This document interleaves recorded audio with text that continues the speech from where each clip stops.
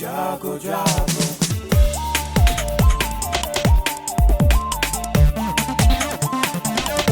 Radio जागो जागो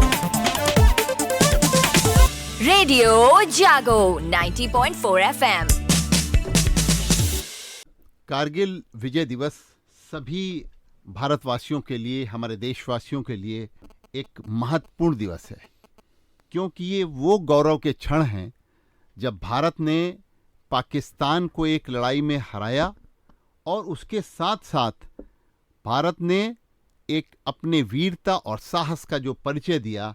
उसकी लड़ाई जो 60 दिन तक चली, कारगिल युद्ध की, 26 जुलाई वो दिन था, 26 जुलाई 1999, जब ये लड़ाई समाप्त हुई। और इस दिन इस लड़ाई में जो हमारे शहीद हुए थे, जिन्होंने वीरता का परिचय दिया, उन लोगों की याद में हम हर साल 26 जुलाई कारगिल दिवस के रूप में, विजय दिवस के रूप में मनाते हैं। ये हम सब भारतीयों का ये गौरव है। रेडियो जागो 90.4 FM स्टूडियो में मैं अभय शंकर गौड़ और मेरे साथ हैं इस समय हरदोई के जिला सैनिक कल्याण अधिकारी ओपी मिश्रा जी। ओपी मिश्रा जी एक वो शख्सियत हैं जिन्होंने कारगिल की लड़ाई में भाग लिया। टाइगर हिल पे आप तैनात रहे और जैसा हम सब जानते हैं, टाइगर हिल पे बहुत ही मुश्किल लड़ाई भारतीय सेना ने लड़ी और उस लड़ाई में आपको, ओपी मिश्रा जी को, वीरता पुरस्कार प्राप्त हुआ, मेंशन एंड डिस्पैचेस। ये वीरता पुरस्कार आपको पूरी सुरक्षा में जो घायल हमारे भारतीय सैनिक थे उनको बेस पर लाने के लिए और उनकी तोपखाने की जो बैटरी कमांडर के रूप में जो उनका उत्तरदायित्व था उसको निभाने के लिए आपको दिया गया। आप बताएं कारगिल की लड़ाई का कोई वो रोचक पल, क्योंकि जब हम कारगिल की बात करते हैं तो आपके आंखों के सामने इस समय वो कारगिल की लड़ाई के दृश्य अपने आप पैदा हो रहे हैं। गोलियों की आवाज के बीच में जो हमारे सैनिकों को आपने बचा करके बेस तक लेकर के आए, वो हमारे लिए भी गौरव के पल हैं कि हमारे साथ आप बैठे हुए हैं, क्योंकि हम वैसे भी सेना के जवानों को सलाम करते हैं, सैल्यूट करते हैं। मिश्रा जी, कारगिल की लड़ाई रेडियो जागो 90.4 FM स्टूडियो के हमारे श्रोताओं को आपकी आवाज़ में हम पहुंचाना चाहते हैं। बताइए वो दृश्य, वो आपके अनुभव, वो भारतीय सेना की वीरता, उसका पराक्रम, आपके संस्मरण हम सुनेंगे। जी, बहुत बहुत धन्यवाद। सबसे पहले तो मैं 90.4 FM के तमाम श्रोताओं का अभिनंदन करता हूं। सबको मेरा नमस्कार। मैं कर्नल ओपी मिश्रा, जैसा कि आपने बताया, यहां पर आजकल हरदोई में पदस्थ हूं। और आपने कारगिल की लड़ाई का जैसे ही जिक्र किया, वो सारी छवियां वाकई मेरे आंखों के सामने एक एक करके गुजरने लगीं।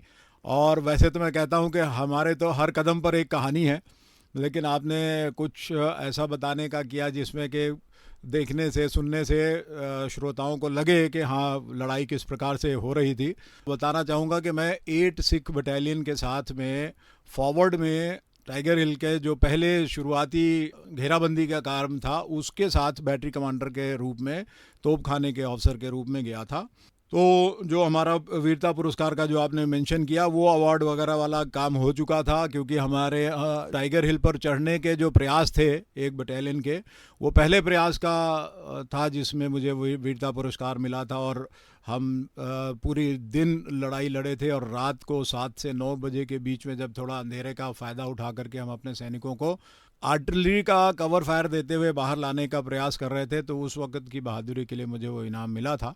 अब मैं आपको एक ऐसा संस्मरण सुनाना चाहता हूं, जब कुछ और दिनों बाद हमने देखा कि टाइगर हिल का जो फ्रंटल अटैक से हम लोग ले नहीं पा रहे थे, क्योंकि पहले हमारे पास सूचना जो थी वो पूरी अपूर्ण सूचना के कारण हमें ये नहीं पता था कि वहाँ पर स्ट्रेंथ कितनी है। तो फाइनली 8 सिख के सीओ साहब, कर्नल एसपी सिंह साहब और हमने मिल करके ये डिसाइड किया कि अब हमें दिशा परिवर्तन करके अटैक करना पड़ेगा टाइगर हिल के ऊपर, ताकि हम उस पर फुटहोल्ड बना सकें और दुश्मन के जितना नज़दीक हो सके जा सकें। तो हमने जो पहले वाली दिशा बदली करने के लिए 2 कंपनियां जो है वहाँ से डिटैच की और वापस हम एक नाले से गुजर करके और दूसरी तरफ की तरफ जा रहे थे, पूर्वी तरफ जा रहे थे। उस वक्त काफ़ी फौज थक गई थी, 6-7-8 घंटे हम लोग चल चुके थे। तो वहाँ पर एक बड़ा सा ग्रेजिंग ग्राउंड, आप समझिए जिसे चारागाह कहते हैं आप लोग, तो वहाँ पहाड़ों पे जो चारागाह होती हैं वो बड़ी सुंदर होती है, और गर्मियों के मौसम में स्पेशली जून के महीने में बिल्कुल ग्रीनरी और अच्छा सा था। तो जितने हमारे साथ सरदार, एक कंपनी आगे चल रही थी, हम दूसरी कंपनी के हेड पर चल रहे थे। तो उस कंपनी के सरदारों ने जब देखा कि वाह कितना बढ़िया माहौल है, मौसम है, अच्छा कारपेट टाइप ग्रीन बिछा हुआ है, तो उन्होंने अपने पिट्ठू झूले जो है अपने सिर के नीचे रखे और वहीं उनकी ग्रीन कारपेटेड फील्ड के ऊपर लेट करके आराम करने लगे। जैसे हम लोग नाले से ऊपर चढ़ करके मैंने ये दृश्य देखा तो मुझे एकदम से एज एन आर्टिलरी ऑफिसर ख्याल आया कि ये कितना बढ़िया और अच्छा टारगेट प्रेजेंट कर रहे हैं शत्रु के लिए। तो मुझे देखते ही लगा कि ये तो बहुत ही सुंदर टारगेट हम प्रेजेंट कर रहे हैं, और जो देखने वाले वहाँ पर हम कॉन्स्टेंटली लगातार उनकी निगाह में थे। कोई ऐसा हमारा हरकत नहीं थी, क्योंकि वो ऊंचाई पे बैठे थे, तो हमारी कोई ऐसी हरकत नहीं थी जो उन्हें नज़र नहीं आ रही थी। मैंने देखते ही कहा कर्नल एसपी सिंह साहब को, मैंने कहा सर ये बहुत बड़ा रिस्क हो रहा है, ये सरदार जो लेटे हुए हैं they are presenting a very very lucrative target, और किसी भी पल इनके ऊपर आर्टिलरी फायर आ जाएगा। आप इनको बोलिए कि यहाँ से उठ करके और भागे, यहाँ से, यहाँ रेस्ट ना करें।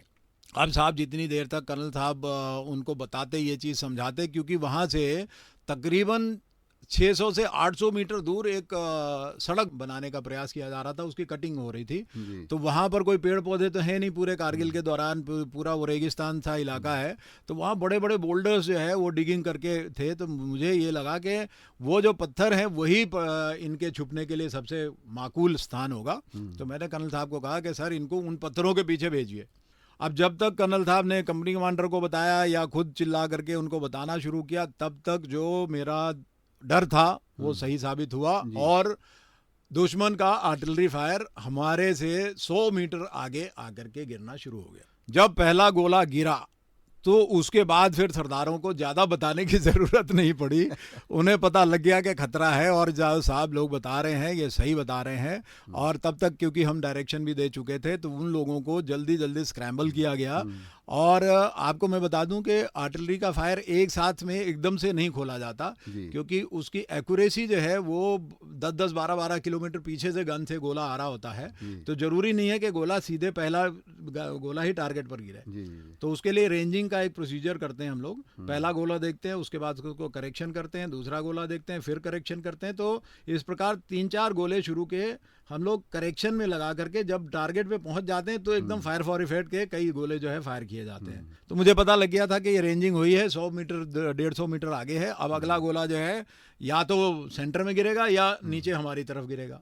तो इस बीच में इनको भागना शुरू किया। जो कंपनी मेरे साथ थी और कर्नल साहब को भी मैंने कहा आप भी भागिए, लेकिन मैं जो है अपनी जो आर्टिलरी की टीम थी उनके साथ मैं वहीं पर रुका। वहाँ पर 5-6 फुट का एक बोल्डर था, उसके पीछे मैं अपनी आर्टिलरी की पार्टी के साथ में 3 लोग हम थे। हम तीनों लोग, मेरा रेडियो ऑपरेटर, मेरा टेक्निकल असिस्टेंट और मैं, हम तीनों लोग उसके पीछे छुप गए। और छुप करके जब तक हम छुपे तब तक दूसरा गोला बिल्कुल जिस रास्ते पर हम चल रहे थे उस रास्ते पर आकर के गिरा। और वो गोला इतना मतलब कान फाड़ करके बिल्कुल बगल में गिरा कि हमें लगा कि बस अब जो है इसके स्प्लिंटर से अगर हम बच गए तो इसके बाद हमारा जो है अगले गोले से बचने का भगवान मालिक है। तो तब तक जो है लोगों ने बहुत ज़ोर से दौड़ लगाई और वो 600-800 मीटर का जो डिस्टेंस था वो उन्होंने फटाफट पार करने का प्रयास किया। और इतने बीच में उन्होंने तीसरा गोला भी दागा। और वो तीसरा गोला आप मानेंगे नहीं, जैसे मैं कह रहा हूँ कि हम लोग रेंजिंग करते हैं, तीसरा गोला एग्जैक्टली उस जगह पर आकर गिरा जहाँ पर अभी से 2 मिनट पहले कम से कम 60-70 सरदार लेटे हुए थे। तो अब मेरे पास कोई ऐसा जरिया नहीं था जिससे मैं ये पता लगा सकूं कि ये गोले आ कहाँ से रहे हैं, और इसके ऊपर काउंटर बम्बार्डमेंट नहीं डालूंगा मैं तो ये हमारा नुकसान करेंगे ही करेंगे। उस वक्त मेरे को, क्योंकि मैं पहला आर्टिलरी ऑफिसर था पूरे इलाके में जो अवेलेबल था, तो इसलिए मुझे उस पूरे इलाके का ऑथराइज ओपी बनाया गया था। ऑथराइज ओपी वो होता है जिसे अपने रेंज की किसी भी गन से किसी भी समय फायर मांगने का हुक्म ऑलरेडी मिला होता है, उसको अथॉरिटी मिली होती है। तो एक ओपी मिश्रा को एथोराइज ओपी बना दिया गया। आप ओपी मिश्रा हैं ना, जी, कर्नल बिल्कुल। ओपी मिश्रा को जी, हाँ। ऑपरेशन का जी, ओपी बना दिया गया। ये आपने बहुत सुंदर बात कही। ओपी जो हमारे यहाँ आर्मी में ओपी से ऑपरेशन भी कहा जाता है। हाँ, ऑपरेशन ही होता है। और ओपी से ऑब्जर्वेशन पोस्ट भी होता है। जी। और मैं ओपी मिश्रा भी हूँ और मैं ओपी भी था, तो ऑथराइज ओपी भी बना दिया गया। तो मुझे जो है मेरे नाम के अनुरूप आपका एक अच्छा ऑब्जर्वेशन है, आपके माता पिता ने बहुत सोच के रखा। हाँ, तो और मुझे आपने वहाँ वो देख लिया जी। कि किधर से बम आ रहे हैं। उसका देखने का हमें ट्रेनिंग दी जाती है। उसको हम लोग कहते हैं कि इसको बोलते हैं फॉलो शॉट, और ट्रेजेक्ट्री को देखते हुए अंदाजा लगाना कि कहाँ से गोला आ सकता है। तो जब आपने देख लिया कि इधर से गोला आ सकता है, फिर आपने क्या किया? हमने उसको अपने मैप पे प्लॉट किया और मैप पर यह देखने का प्रयास किया कि इस रेंज से, इस ट्रेजेक्ट्री से अगर फॉल ऑफ शॉट इस प्रकार का आ रहा है तो तकरीबन इतने पीछे से गन होने की संभावना है। तो उस संभावित क्षेत्र को हमने, पहाड़ में बहुत ज़्यादा गन डिप्लॉय के जगह नहीं होते हैं, थोड़ी बहुत जगह होती है, क्योंकि आपको तकरीबन 100 मीटर बाय 50 मीटर का इलाका तो मतलब चाहिए ही आप होता सब हमारे भारतीय सैनिकों ने भी फिर गोलाबारी शुरू कर दी। तो हमने जो है बोफोर्स को कॉल किया। उस वक्त जो मुझे जगह पता लगी, जो मेरे संभावित जगह पता लगी, वो बोफोर्स की ही रेंज में आ रहा था। मेरी अपनी गन्स जो 105 थी उनकी रेंज में नहीं आ रहा था। मैंने बोफोर्स को कॉल किया एज एन ऑथराइज ओपी। मुझे फटाफट बोफोर्स ने रिस्पॉन्स किया और मैंने उनके साथ, एक तरीका आता है स्वीप एंड सर्च। जी। ये तरीका तब हम लोग लगाते हैं जब हमें एग्जैक्ट लोकेशन पता नहीं होती कि दुश्मन की लोकेशन कितनी संभावित क्षेत्र पर हम करते हैं। तो हम लोग उसको स्वीप मतलब दाहिने से बाएं गोलाबारी करते हैं, एंड सर्च मतलब ऊपर से नीचे। तो इस प्रकार से स्वीप एंड सर्च के एक प्रोसेस के मुताबिक मैंने गोलाबारी शुरू की, और जब तक हमारे और बोफोर्स इसमें पाकिस्तानी बहुत से सैनिक हताहत हुए। वो मुझे मैं इसलिए इस चीज़ को यकीन के साथ कह सकता हूं कि ना केवल सैनिक उनके हताहत हुए होंगे, बल्कि गनों के ऊपर भी हमने इफेक्टिव उनके गनों को भी डिस्ट्रॉय किया होगा। क्योंकि जैसे ही हमारे तकरीबन 8-9 गोले इधर से गए बोफोर्स के, उधर से बम्बार्डमेंट बंद हो गई, और वो बम्बार्डमेंट अगले 24 घंटे तक हमें नहीं आई। या तो उन्हें वो पोजीशन छोड़ने पर मजबूर होना पड़ा होगा, क्योंकि एक बार जब हमारे गन पोजीशन पर दुश्मन का फायर एंटी, वो क्या बोलते हैं, काउंटर बम्बार्ड आ जाए, तो हम समझते हैं कि ये इलाका अब हमारे लिए सेफ नहीं रह गया है, क्योंकि ये दुश्मन की मार में आ गया है। तो वो उन्होंने वो इलाका ही खाली कर दिया होगा और उनका डैमेज पक्का हुआ होगा, और हमारे सरदारों का जो बचत हुआ, जो हमारा खुद का बचत हुआ, जो हमारे ऊपर, उस दिन हमारी एक भी कैजुअल्टी नहीं हुई, केवल इसी मुस्तैदी के कारण। और इससे मैं आपको एक रोचक एक लाइन का वो बता देता हूँ कि अभी हमें 4-5 दिन हुए थे सरदारों के साथ में, 8 सिक्के लोगों के साथ में आकर के जमे हुए। तो ये लोग समझते थे कि ये पता नहीं आरटी वाले हमारे साथ क्यों चल रहे हैं, और इनका जी, तो बहुत ज़्यादा कोई हमारी पूछ परख नहीं होती थी। उस दिन के बाद लोगों को ये पता लग गया कि ये आरटी पार्टी हमारी जान बचाने के लिए बिल्कुल सक्षम है और साथ निभाएगी। और उसके बाद उन्होंने हमारी जो पूछ परख शुरू करी, और हमारा निकनेम हो गया वहाँ पर आरटी पार्टी। तो जहाँ भी कभी भोजन आता था, चाय बनती थी, कुछ भी होती थी, तो सबसे पहले आवाज़ लगाई जाती थी, आरटी पार्टी तुसी आओ चाय ले लो, आरटी पार्टी तुसी अपना रोटियां ले लो। तो इस प्रकार से हमारा तोप खाने वालों का नाम आरटी पार्टी रख दिया गया है।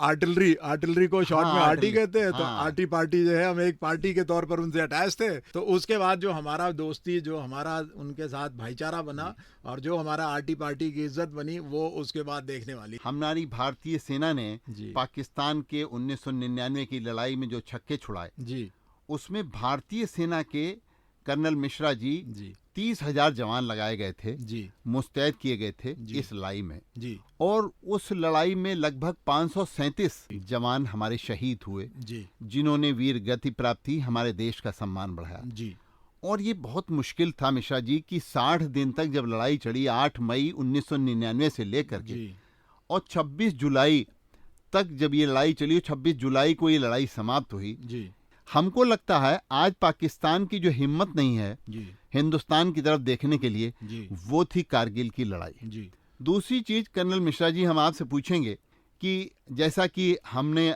पढ़ा है कि पाकिस्तान का मुख्य उद्देश्य ये था कि कश्मीर को लद्दाख से अलग कर देने जी का, जी और इसीलिए कारगिल की लड़ाई लड़ी गई जी। कि लद्दाख अलग हो जाए और कश्मीर अलग हो जाए। जी क्या ये बात सही है? जी देखिए, उनका उद्देश्य आज से नहीं पहले से ही ये रहा है हमेशा कि कश्मीर को किसी तरह से अलग थलग किया जाए। और ये जो कारगिल की लड़ाई है, ये इन्हीं मायनों में आज की तारीख में देखिए, आपने 71 की लड़ाई भी लड़ी, उनके साथ 65 की लड़ाई भी लड़ी, लेकिन वो लड़ाई और इस लड़ाई में फ़र्क क्या था? ये एक नॉन कन्वेंशनल वॉर थी जिसमें हर प्रकार की कठिनाई, बाधा एंड एडवर्स सिचुएशन हमारे खिलाफ थी। कैसे?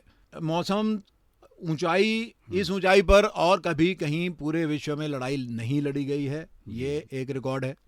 मौसम जो है, आप जब मई जून में यहाँ गर्मियों में बैठते हैं तो आपके पसीने बंद नहीं होते, और वहाँ पर हमारे पास पीने के पानी का केवल एक स्रोत था, वो था बर्फ़ को पिघला करके पीना। तो वहाँ पर बर्फ़ अभी भी ऊपर पड़ी हुई थी।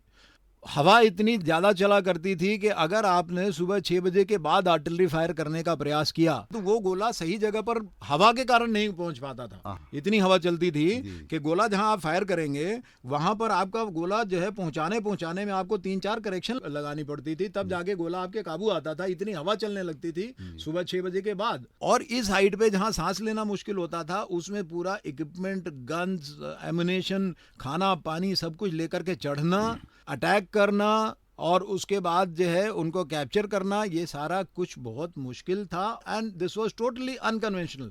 कन्वेंशनल वॉर में क्या होता है, आपको पता है शत्रु आपके आगे है, या तो डिच के उस पार है, या नहर के उस पार है, नदी के उस पार है, उसके बंकर बने हुए हैं, बंकरों के उस पार है। आपको पता है अब आप इंटरनेशनल बॉर्डर क्रॉस कर रहे हैं, अब आपको शत्रु का इलाका आ गया। यहाँ पर ऐसा कुछ नहीं था, ये तो आपका खुद का इलाका था जिसे शत्रु ने कैप्चर कर रखा था। अब उस इलाके में कहाँ से वो किस तादाद में और किस तरह से प्रकट होगा, उसके बारे में आपको कुछ पता नहीं था। तो this was a totally unconventional war, जिसकी कारण के आज की तारीख में कारगिल वॉर को अलग ही कैटेगरी में रखा जाता है, इसको अलग से याद किया जाता है, और इसकी जो विजय है उसके बिल्कुल अलग मायने हैं बजाय इसके कि किसी और कन्वेंशनल वॉर के। बहुत बढ़िया बात आपने कही। और ये भी है कर्नल ओपी मिश्रा कि पाकिस्तान इससे पहले जो लड़ाई लड़ता था उसमें वो ये कह देता था कि ये टेररिस्ट अटैक है। इस कारगिल को भी पहले उसने टेररिस्ट अटैक ही बताया जी। लेकिन जब भारतीय सेना ने इतनी मुस्तैदी के साथ जी। उसका मुकाबला किया, और जैसे आपने बताया कि बहुत विषम परिस्थितियों में मुकाबला किया, जी। पाकिस्तान की वो गलतफहमी भी उस तारीख से दूर हो गई है कि ये कह करके कि अछम्मे लड़ाई जिसको हम कहते हैं कि उन्होंने टेररिस्ट के नाम पे वो खुद लड़ते हैं। आज भी जितना हो रहा है वो सब टेररिस्ट के नाम पर पाकिस्तानी सेना के द्वारा ही लड़ाई लड़ी जा रही है। आपने बिल्कुल सही बात कही। आप खुद देखिए, जनरल मुशर्रफ जिनके दिमाग की ये पूरी लड़ाई उपज थी, उन्होंने जब अपने प्राइम मिनिस्टर को, अपने एयरफोर्स चीफ को, नेवी चीफ को नहीं बताया था कि वो क्या करने जा रहे हैं, तो अब आप स्वयं समझ लीजिए कि उनका ये क्लेम करना कि तो हमारी फौज है ही नहीं जी, पता नहीं कौन लड़ रहा है, और ये तो कबीले लड़ रहे हैं और वहाँ के लोकल लड़ रहे हैं, ये पूरे पर्दे खुलते खुलते कम से कम 20 साल लग गए जी। और उसके बाद जब उनके जनरलों ने किताबें लिखी, जब उनके खुद लोगों ने जब अवार्ड देने शुरू किए, जब उनके किताबों में और उनमें जब ये चर्चा होनी शुरू हुई, जब उनके फैमिलीज़ ने बताना शुरू किया कि हमारे लोग वहाँ शहीद हुए हैं, तब और उससे पहले हम तो सबूत दे चुके थे। हमने जितने लोग कैप्चर किए उनमें से किसी के पास NLI का आई कार्ड मिल रहा है, फौज के आइडेंटिटी कार्ड मिले, उनकी वर्दियां मिली, उनके जो है पत्र मिले, उनकी डायरियां मिली, उन सबसे साफ पता लग रहा था कि ये लोग फौजी हैं।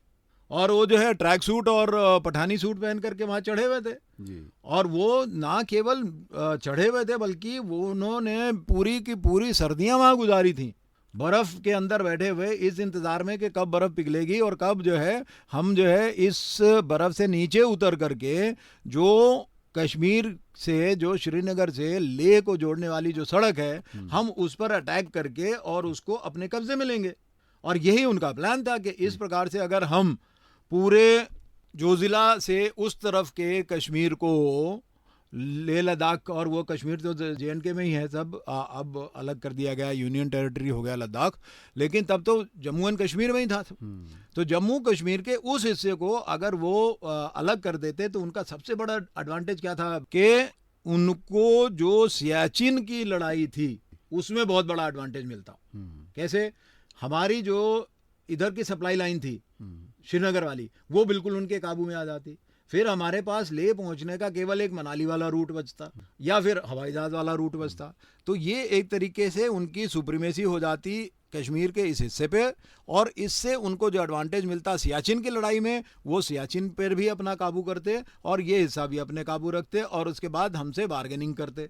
तो ये एक उनका बहुत बड़ा मंशा थी। लेकिन ये उनकी ये मंशा जी हमारे देश के पूर्व प्रधानमंत्री श्रद्धेय अटल बिहारी वाजपेयी, जी जो एक बहुत अच्छे रणनीतिकार भी थे, जी उनकी रणनीति के आगे नहीं चली। जी और इस कारगिल दिवस को मनाने का ये भी है, एक तरीके से हम अपने देश के मस्तक का तिलक इस कारगिल हिल को मानते हैं, और ये लड़ाई जीत करके हमने भारत के जो मस्तक है, कश्मीर हमारा है और उस पे कारगिल हिल जो है वो हमारा है, उस पे हमने ये लड़ाई जीत करके ये तिलक लगा दिया और ये साबित कर दिया कि देश की सेनाएं कितनी बहादुर हैं और हर परिस्थितियों में लड़ने के लिए तैयार हैं।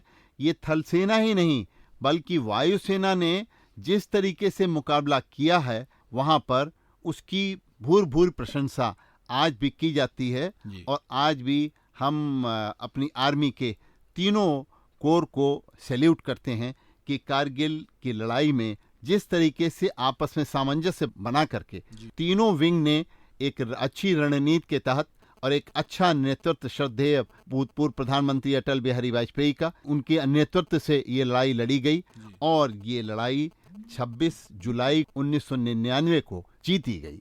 और कैप्टन मनोज पांडे, जिनका बहुत बड़ा कारगिल की जीत में बहुत बड़ा योगदान रहा, जिन्होंने अपने ऊपर खेल करके बहुत से हमारे देश के सैनिकों की जान भी बचाई, उनकी कुछ लाइनें, चंद लाइनें हम इस समय आपको कोट कर रहे हैं। If death strikes before I prove my blood, I promise I will kill death. तो ये उनकी भावनाएं थी कि हम मृत्यु को भी मार सकते हैं लेकिन हम कभी हार नहीं सकते। इसी तरीके से उन्होंने ये बात कही थी, उनकी बात याद आ रही है जो उन्होंने कही पहले लेकिन बाद में उनकी बातें बहुत याद करी गई। We won against them in Kargil but we lost our dear ones in those hills. क्योंकि हमने बहुत से लोगों को खोया। हम सब लोग सैल्यूट करते हैं उनकी वीरता को। तो आज हमारे साथ ओपी मिश्रा जी ने आपको कारगिल दिवस पर लड़ाई में जो वीरता दिखलाई हमारे सैनिकों ने, उसकी एक वानगी दिखलाई। अपनी बात में अपने संस्मरण को सुना करके हम रेडियो जागो 90.4 FM स्टूडियो की तरफ से मैं अभय शंकर गौड़ आपके प्रति बहुत आभार व्यक्त करता हूं कि आपने स्टूडियो में आकर हमारे श्रोताओं को कारगिल दिवस पर कारगिल लड़ाई कैसे भारतीय सेना ने जीता, इसके कुछ आपने वृत्तांत हमको सुनाए। धन्यवाद। बहुत धन्यवाद, बहुत बहुत धन्यवाद। और मेरा सौभाग्य है कि मुझे ये अवसर मिला कि हरदोई की जन जन तक मेरी ये आवाज़ और ये संदेश पहुंचा, और इसके लिए मैं आपका 90.4 FM का आभारी हूं। धन्यवाद। हम सब ये बात गर्व से कहते हैं कि कारगिल की लड़ाई भारतीय सेना के वीर पराक्रम, शौर्य और साहस का एक बहुत बड़ा अद्भुत प्रदर्शन रहा था, और उसी को लेकर के हमारे हरदोई में भी कई लोग ऐसे रहे जिन्होंने कारगिल की लड़ाई में सैनिकों ने भाग लिया। मैं सूबेदार major Manoj Kumar Pande, 13 JAK rifle, Paramvir Chakra. मैं ऑपरेशन विजय में युद्ध का हिस्सा था।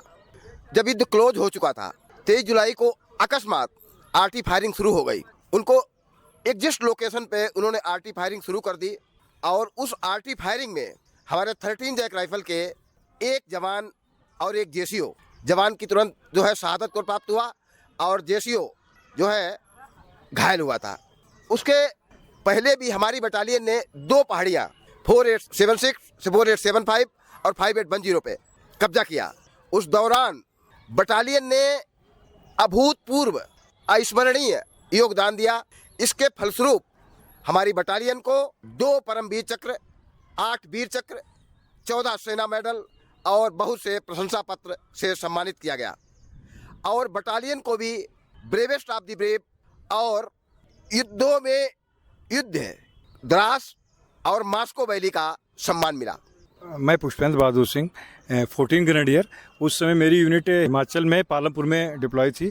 वहाँ पे जब कारगिल ऑपरेशन शुरू हो गया तो मेरी यूनिट को तुरंत ही आदेश मिला वहाँ से हम लोग उठा के हम लोग रजौरी सेक्टर में LC पे लगाया गया लाइन ऑफ कंट्रोल पे। तो वहाँ पर हम लोगों को सूचना मिली थी कि इधर से घुसपैठिए अंदर आ रहे हैं। तो वहाँ पे मेरी अल्फ़ा कंपनी जो थी उसने अटैक किया था, जिसमें मैं घायल भी हुआ हूँ। और हमारी यूनिट ने उन जो घुसपैठिए थे उनको मार गिराया था। 4 घुसपैठियों को उसमें मारा था और उसमें हमारा एक बंदा शहीद भी हो गया था। मैं प्रेम सिंह जो है 158 medium regiment SP Bofors unit के अंदर था। मेरी यूनिट ने कारगिल OP विजय में द्रास सेक्टर में हिस्सा लिया, जिसमें फायर सपोर्ट दुश्मन की जो पोस्टों पर बैठे थे .4875, टाइगर हिल, टोनोनिंग, ट्विन बम, गन हिल, इन सभी पोस्टों पर दुश्मन को गोलाबारी करते हुए बोफोर्स के द्वारा दुश्मन को बर्बाद करते हुए और पाकिस्तानी सेना से सभी पोस्टों को छुड़ाया। हमारी यूनिट में उसी युद्ध के दौरान एक कैप्टन साहब शहीद हुए, जिन्हें मरणोपरांत वीर चक्र से सम्मानित किया गया और हमारी यूनिट को OP विजय द्रास का ऑनर टाइटल दिया गया। रेडियो जागो 90.4 FM के लिए मैं महेश मिश्र।